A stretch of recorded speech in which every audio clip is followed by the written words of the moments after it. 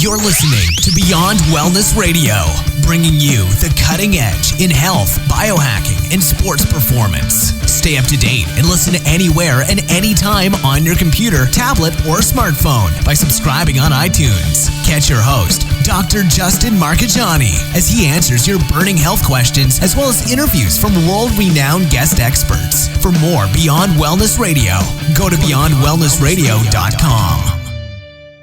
Hey there, it's Dr. Justin Marcagiani. Welcome to Beyond Wellness Radio.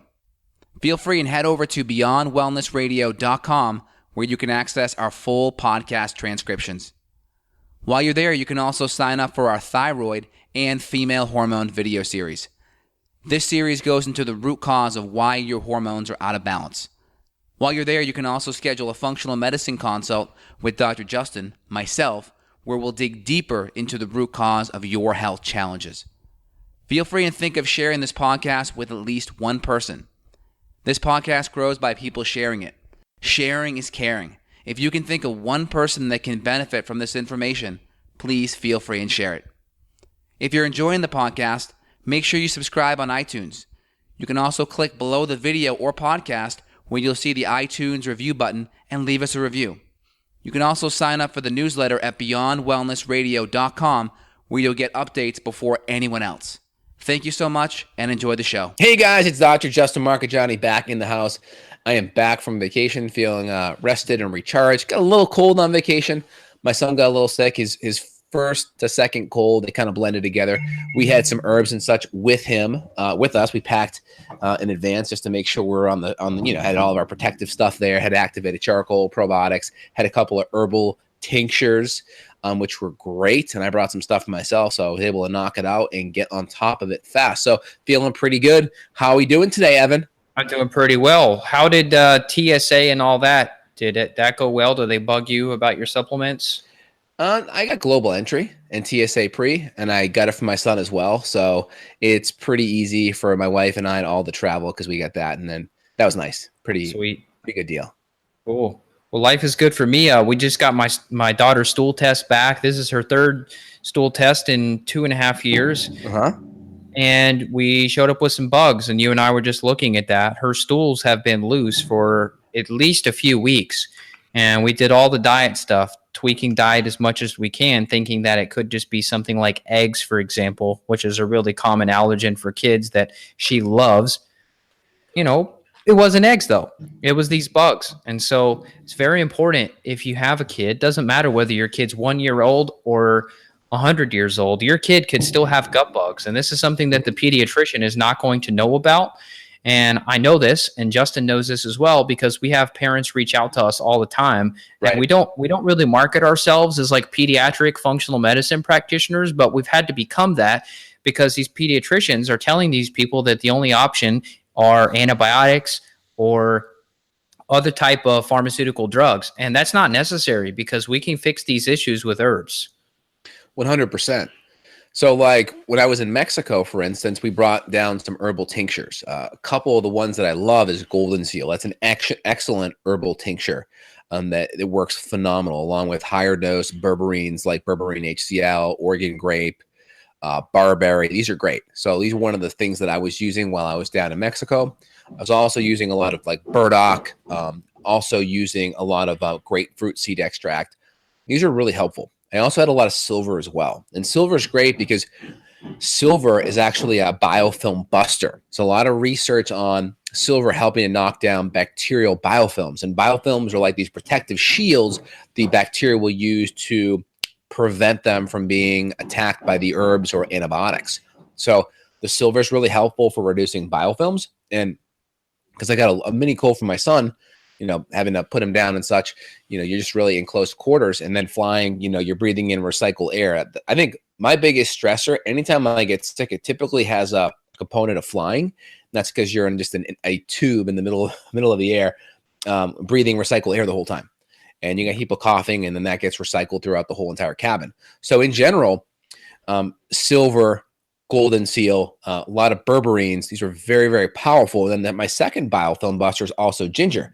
So I'm going to jump on Instacart. I'm going to order some fresh ginger from my local Whole Foods, and I'm going to juice it up, run it through a French press, filter it out, add a little bit of honey and lime, and that's going to make an amazing ginger tea that I use for a lot of my patients for die-off. It's great for any other immune issues. And at the resort I was staying at, they were making me ginger tea as well, and it's very helpful. Go through the logistics of making that again. You take your ginger, you cut it up. You said you put it in a blender. 2 to 3 pieces of it. So a couple ways you can do it. I mean, you can, if you have to, you can cut it up real thin and then add 12 ounces of hot water and then run it through a French press or a coffee filter. The best way is either going to be, you can grate it too. The best way is to juice it, either juice it or run it through a Vitamix or a Ninja, and then add the water, the 12 ounces of hot water. You know, you want about 16 ounces total. So I feel like my clean canteen mug, if you will. I've never juiced it before. I literally just take chunks and then put it in the bottom of the mug. And then when I get to the bottom of the cup, I just leave the chunks there. Yeah, you're not going to be able to get all of the active constituents that are trapped in the fiber, though. That's the big issue. So you blend it up or you juice it as ideal. You could grate it too, but that's a pain in the butt. And then once you get to the end, you're kind of like sawing your fingers off. So I recommend juicing it or running it through a blender, like a high power blender. Okay. Add your hot water to it. And then add a little bit of your honey. And you can do Manuka honey, which is really good antibacterial, like a wild clover honey is fine. And then a little bit of lime, and then your cayenne's optional. And then you can put that, I recommend putting it in a French press. If you don't have a French press, you can just put it in some kind of a coffee pot, let it stew for 5-10 minutes or so. And then you can either pour it and run it through a coffee filter. So you have a coffee filter and do like a pour over. That way it takes all of the fiber and the particulate out. So you're only taking in the active constituent. Or the easiest is a French press. And then you just press all the particulate out and then you only pour the juice out. Oh, you know what I could have done too, which I haven't, would be I have one of those little stainless steel tea balls where you put the loose leaf tea in. I could just put the bits of ginger in one of those little stainless steel balls and like steep it in a cup with hot water. You could do that. You just got to make sure that you blend it up really well, though. So you want to put all the active constituents in there. I may get like a small blender. I've got a big blender. I mean, if I put 2 or 3 little chunks of ginger in there, that blender blade's not even going to hit it. It depends how powerful it is. Like my Vitamix, no problem. Even if it's just a couple pieces. That's it. Yeah, no problem. I mean, the vitamin, dude, that thing, if you put your arm in there, it would freaking liquefy it. You know what I mean? That thing is, I think it's like a full horsepower. It is. You don't want to mess around with it, right? Yeah. So Vitamix or a Ninja or a Magic Bullet, I did it with a Bullet. That's still really good too. Okay, I might get one. So yeah, your cheaper option, just the Bullet. Okay. So how we got on this subject was because what we were looking at on my daughter's GI map, she showed up with some Prevotella, which is interesting because we find that a lot in clients that have joint pain. We know 75% of people with RA actually have Prevotella infection. So if you fix the Prevotella, sometimes the joint pain goes away. Now, obviously, she's so little, she's not going to understand or be able to probably discuss joint pain to us, but it is there. And then also she showed up with a small amount of H. pylori, which some would argue as normal, but because of the virulence factors that we see, those are not good. But her inflammation was still low, which is good because a lot of times we see the inflammation goes high when you see virulence factors. Yeah, you're referring to like the calprotectin that came back on her test? Yep, it was fine. It was like a 27, so it's a little bit. I still like that in single digits personally, so I'd want to knock that down. And again, if you get everything else down, it'll probably fix itself. And then the ginger tea would also help because that's really powerfully anti-inflammatory as well. Yep. So we were talking about some, if people hear sounds in the background, they're like, what the heck is going on? People are working at Justin's house. So if you're hearing that, that's what's going on. But we were looking at her stool test result. We were coming up with a game plan. Now, kind of a couple options with the kids. This is the finesse of using herbs is that, we were discussing using some kids strength formulas where they're kind of a weaker dilution of certain herbs, or you go with a higher strength, but is a lower amount. Now, just because kids, they're so light, she's 25 pounds. So we don't know exactly how she's going to do with a full strength, heavy hitting antimicrobial protocol. So what we've done so far is we've just started her on some kids formula at the appropriate dosing. Generally speaking, you're doing like a quarter of a dose for kids or maybe a third of a dose for kids. And then we're just going to try to graduate her up and see what happens. Now, what I noticed is, and what a lot of parents tell me is the same thing that I notice, is that when you do start killing off infections in kids, you may see some symptoms that adults might not have. So for example, grinding of the teeth. I noticed she was grinding her teeth last night, but that was it. We haven't had any other issues in terms of like anger or irritability, because a lot of times mood issues happen when you start killing bugs too. Exactly. Now with kids, one of the things we'll also do is some chewable probiotics. I mean, that can be phenomenal. There's a couple of brands that I use that work great. So chewable probiotics can help, especially ones that are higher in Saccharomyces boulardii, can also help knock down some of the H. pylori. Also higher dose lactobacillus and bifidobacter strains can also help as well. They can also help reduce inflammation. Here So was these are all the really thing. beneficial things. I want to probe you on this, and I'm sure people may want to hear this too. You know, you've been doing probiotics for your son. I've been doing probiotics for my daughter, but yet on the normal bacteria category, all these beneficial bacteria, she still showed up low. Now, are you thinking that's just due to competition, or what else could be going on? Well, number one, I mean, if you weren't giving it to her, the question is how much lower would it be, right? That's number one. Number two, there's some other not so nice bacteria there that could be crowding it out. So knocking, and she's also doing some antimicrobials. So, you know, I think knocking down some of the not so good bacteria will be helpful. Getting the stool more solid and solidified again will be helpful. And then really focus on reinoculation, repopulation. And again, these bacteria aren't a forever kind of thing, right? But they'll kind of come in there and be transient within about a month's period. Yep. And then trying to add back in some fermented foods after, I think would be great. You know, slip in a little bit of kombucha if she can, or sauerkraut or some fermented foods, I think would be great. Yeah, her face when I gave her a sip of kombucha, the ginger aid one, her face when she drank it was hilarious. Yeah, she wasn't a huge fan. You could try the Kavita one. The Kavita one is a little bit of stevia sweetened in it. Oh, okay. And it's still relatively lower sugar, but it tastes a little bit sweeter because it's stevia sweetened. So that could be a good option too. Okay. Good advice. Yeah, so we kind of jumped ahead and started talking about infections and herbs. Now, we'll back up a little bit and let's talk about children and some of the signs and symptoms that your children may have an issue. We talked a little bit about the cognitive stuff, so I'll just kind of repeat some of that just in case. You know, we're talking things that the parents may not notice that the teachers do notice at school. So this could be any like focus or concentration problems. This could be irritability. The kid could be angry. The kid could have emotional outbursts. They may have trouble controlling their emotions. You know, I had one woman who had two 5-year-old twin boys. They were about to get kicked out of school because their behavior was so bad. And it turned out that they had a Clostridia infection. And Justin and I did a whole show on this about Clostridia and how it affects the brain. But these kids had to build up a dopamine. Their dopamine was off the charts. They're 5 years old. So all we did, we fixed the gut. The dopamine came back down on the retest, and the mom said, "What the heck did you do to my children?" I said, "What do you mean?" She said, "Well, they're a different kid. Now they can actually sit still in their chair." And that was because we fixed the gut. And that dopamine going high, was that from Clostridium? Like what was, or is that just a stress response for the dopamine going high? What was the rationale behind that mechanism? I mean, probably both, right? It's probably a combination of all of it, but we would point the biggest finger at the HPA marker that goes up. I believe on the Great Plains oat test, it's number 16. That's the Clostridia marker we look for. Yeah. And you and I did a show on this, but it's messing up that enzyme, dopamine beta hydroxylase. It makes you sound smart when you say it. That enzyme gets messed up due to Clostridia. The Clostridia inhibits the function of the enzyme, therefore dopamine gets built up. So that so the burning, because that's not like a marker of dopamine, but the burning of dopamine goes up really high, and it's affected by the not so good bacteria in the gut, or that Clostridium bacteria. And so what you're saying is, by getting the Clostridium down, you can have a major impact on dopamine metabolism, and that can affect mood and behavior too, right? Oh, it's huge. So like I said, the lady emailed me, you know, and she's like, "What did you do to my kid?" And then I go to read the rest of the email, and she's like, "Hey, this kid actually sits still. The teacher is so happy that the kid can focus now." So, you know, before you go and you take your kid to a doctor that's going to put them on Ritalin or some other pharmaceutical drug to, quote, calm them down, you definitely want to recommend getting a stool test done. And this is something the pediatrician honestly might not know.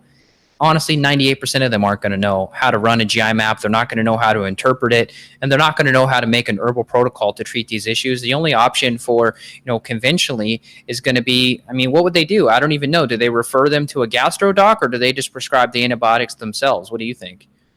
Well, it depends. If they have a lot of bacterial issues, some of the more cutting edge ones will run a SIBO breath test. And if positive, they may recommend rifaximin or Xifaxan, which is the same thing, and neomycin. Yeah. Some may just diagnose her with IBS-D. and then just give her on maybe some Imodium or some other, Metamucil or things to slow down the BMs and give it more solidity. So it just depends. Not all doctors are created equal on the conventional level.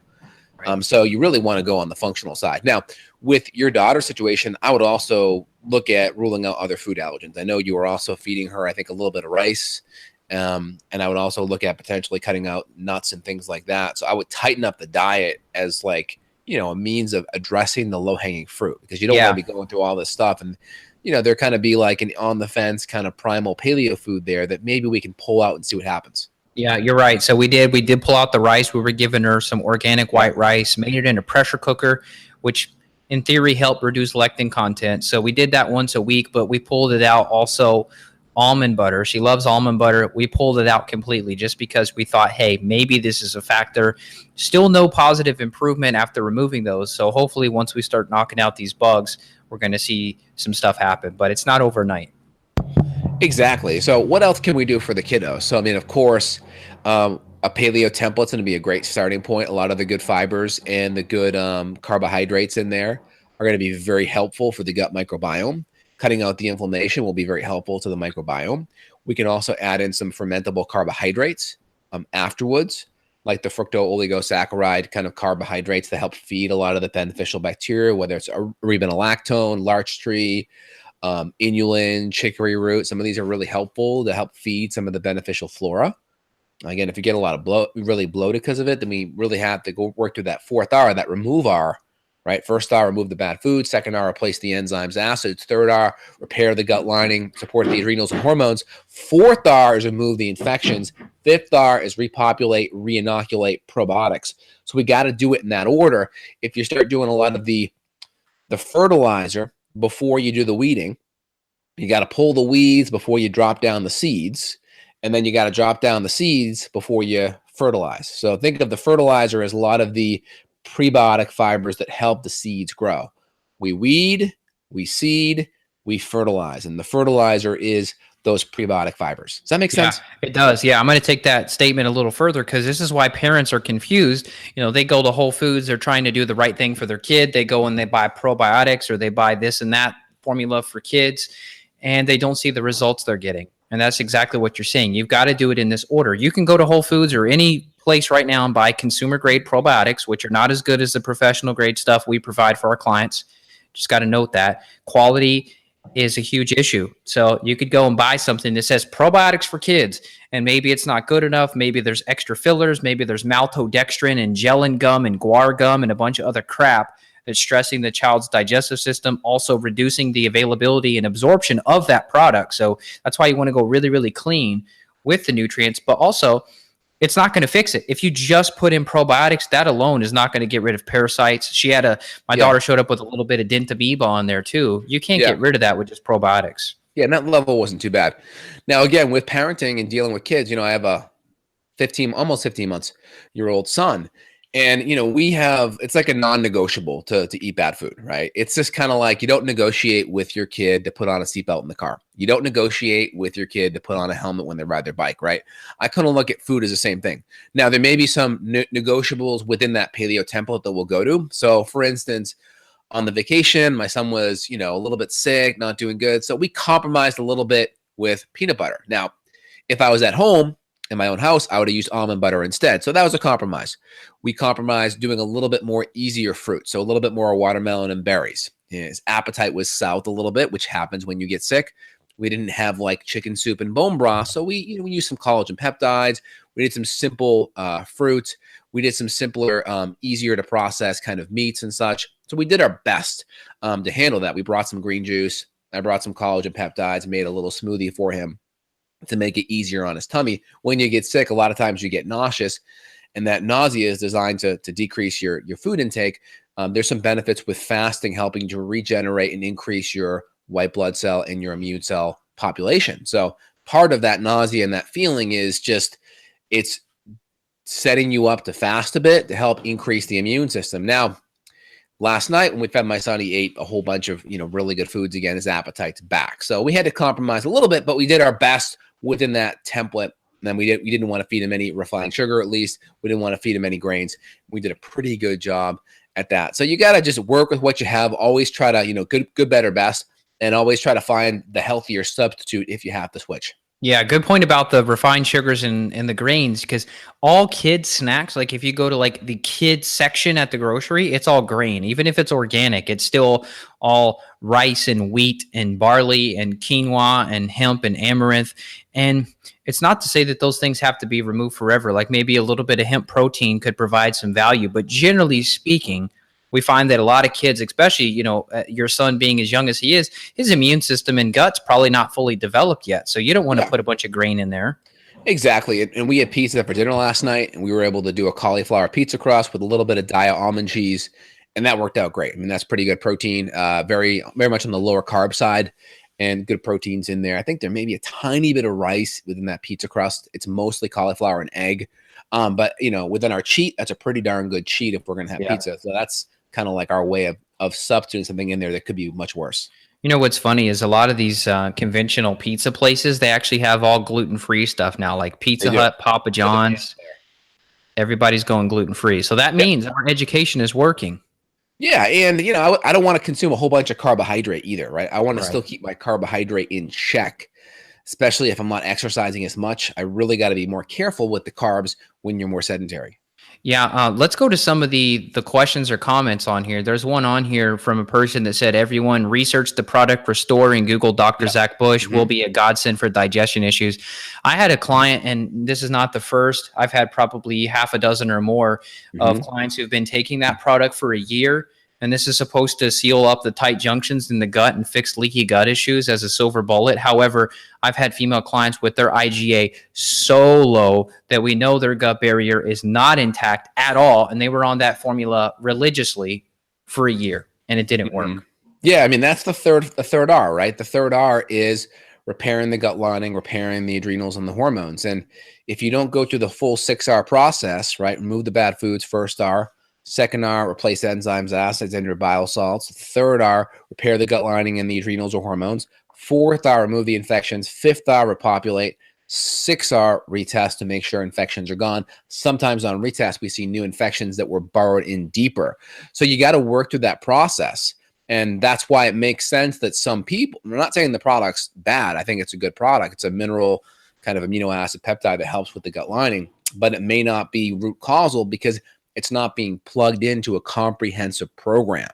Part of the reason why functional medicine works and good practitioners get results more frequently than most is because they're working within a clinical framework where there's a whole journey here. We're not spotting and adding certain things in there to do patch jobs. We're working through an entire framework that's root cause based and system based, if you will. Does that make sense? Yeah. Well, this is the same thing as if somebody's talked about some miracle probiotic, right? That would be skipping to, let's call it step 5 or R5, right? As opposed to this one, we're talking about restoring the gut lining. We're just skipping to step 3. So yes, there's a lot of stuff in every step of the way that could be a great silver bullet, but none of it works in isolation. So the order of operations, the whole product as a whole, you got to have all of it.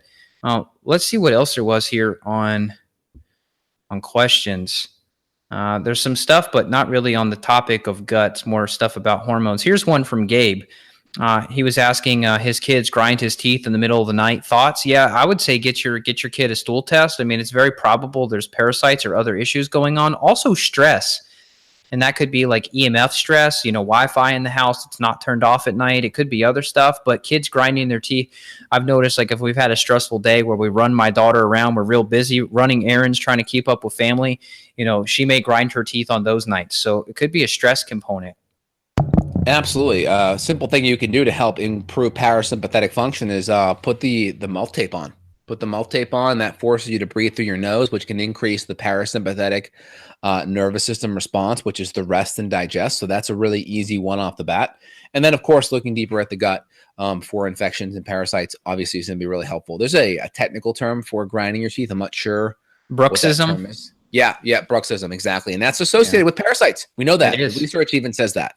Yeah, bruxism. We see it all the time. And he also added here, Gabe had another comment. His kid has a lot of sugar cravings lately and very bad stool. So there's your answer. I guarantee there's a candida overgrowth as Probably well. some yeast issues, and you got to cycle down, drop the carbohydrates down, or at least shift to more whole food based carbs, at least lower sugar fruit, maybe a little bit of safer starch in there. It just depends on how good or bad the diet is.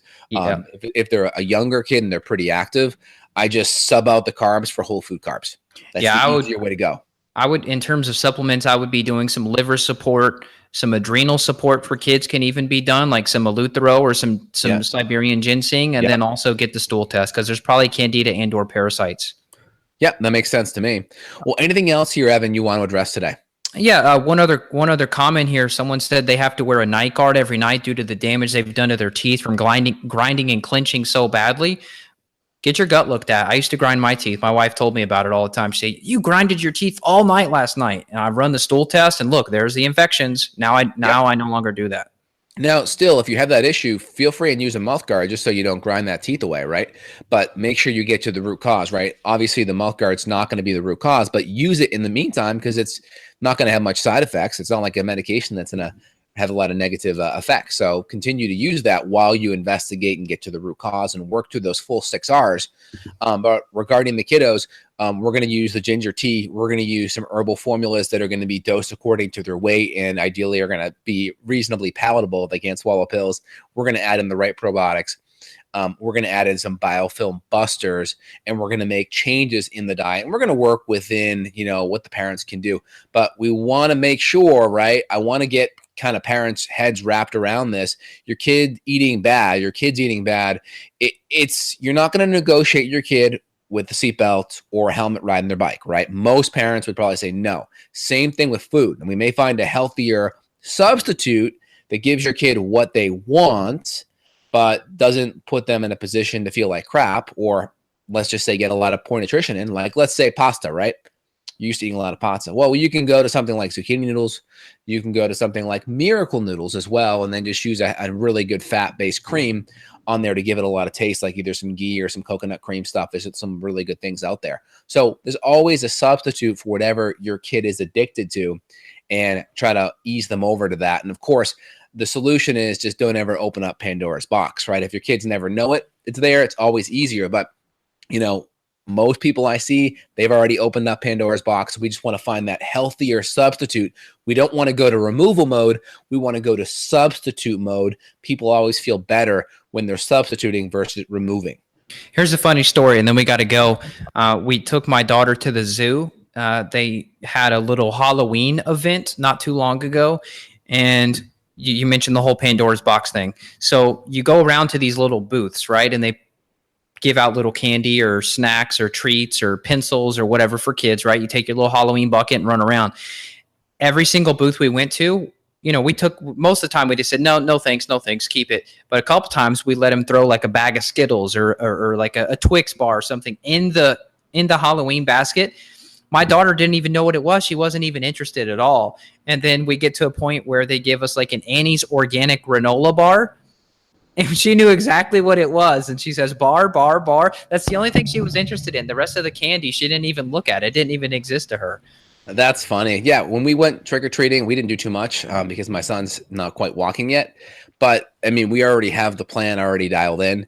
We have some high-quality, darker chocolate things. The Justin's darker chocolate peanut butter cups or some higher dark chocolate kind of things that are organic. And, hey, here's the Halloween candy. That's going to go to the homeless shelter, and we're going to just swap out bags. And then you can pick, 1 or 2 things a night out of the healthier bag with lower sugar and more antioxidants and not all the GMO high fructose corn syrup. Because remember, most of that candy is going to have high fructose corn syrup. It's going to come from GMO corn, which is going to have a whole bunch of Roundup residue, which is not going to be good for their gut lining. Part of the reason why gluten sensitivity is so prolific in today's environment, I think a lot of people are postulating, I think Stephanie Seneff out of MIT's also said this too, is that the gut micro... Got a question for Dr. J? Go to beyondwellnessradio.com and click the questions button. Then tune in to hear the answer. Also, if you like the show, click below to review us on iTunes. For more Beyond Wellness Radio, go to beyondwellnessradio.com.